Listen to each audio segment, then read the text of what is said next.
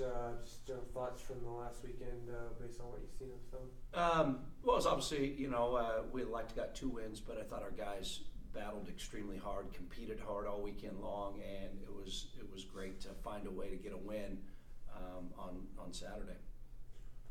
How does your offensive identity kind of change as you go forward with that big pair? Well, it's changed it quite a bit because we don't have our 2 best perimeter shooters out there right now, and so what we've got to do is we've got to just be more efficient. We've got to execute better. We got to take care of our ball better, and what we got to do is just become more efficient in what we're doing. How do you find more scoring from the perimeter? I think Chad accounted for all the threes over the weekend. Yeah, that's an issue, no question about it. And what we're going to do is just like I said, try to execute our stuff better, get guys shots they can make, and so we've had to adjust a little bit, and we'll continue to do that as we're playing shorthanded.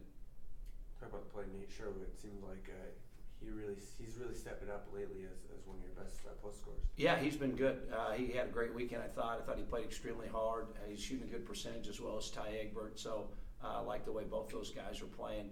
As Art continues to get back better, more healthier since he's set back before the Montana game, I think you'll see him start to score his ball a little more. What's been the most surprising thing about Ty Egbert's kind of breakout this year?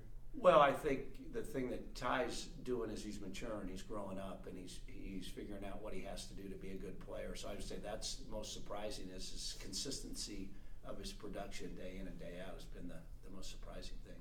What was one of the big problems with him maybe earlier in his career? Maybe his temper, maybe his emotions. He gets down on himself too much. I wouldn't say that was the problem. I would just say it's maturity. Learning how to play at this level from a small school, adjusting to what's expected every day, and so I attribute that to his consistent practice habits are better. After Saturday's when said that those type of games are who you guys will have to be. Can you talk about a little bit more about what about that game is who you guys will have to be? Well, I thought we defended it really good. When you hold someone to 35% from the field, 18% from the 3-point line, you get 15 offensive rebounds. I think that has to be our identity as we're moving forward because without P and Vic as our 2 leading scorers, 37 points in our lineup, that's got to be our identity. We got to defend it, we got to rebound it, and we got to be efficient. So kind of a low-scoring matchup last time out. Have you guys made any adjustments going into the week as far as focusing on more offensive production? No, not really. Again, just being a little more efficient in what we're doing is really all we can do. We're at that point of the season where there's not a whole lot you can do because of your shorter practice time. Like this week, we're practicing yesterday and today, and then we're taking tomorrow off because of the travel. So there's not a whole lot of changes you can make at this point. Is Perry progressing on practice, doing some more stuff? Yeah, he's better. He's been out of the boot a little bit. He's moving around. I still think we're looking at from this point, we're still looking at a couple more weeks before he's ready to go. Second time around, you're part of the schedule where you're playing some teams for the second time this year. What's the difference for you guys?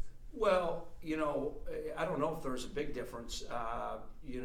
One thing you always get is you get to watch the opponents versus you, and so I think that's really helpful as far as preparation goes. But we know what Southern Utah and NAU does.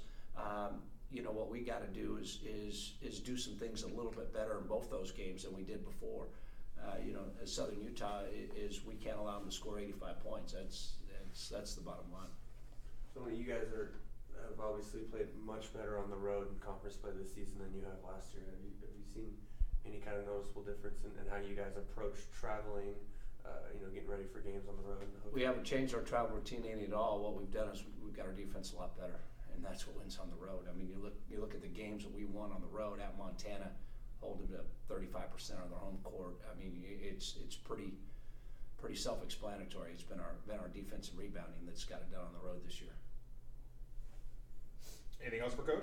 You guys good? Thanks. See you guys when we get back.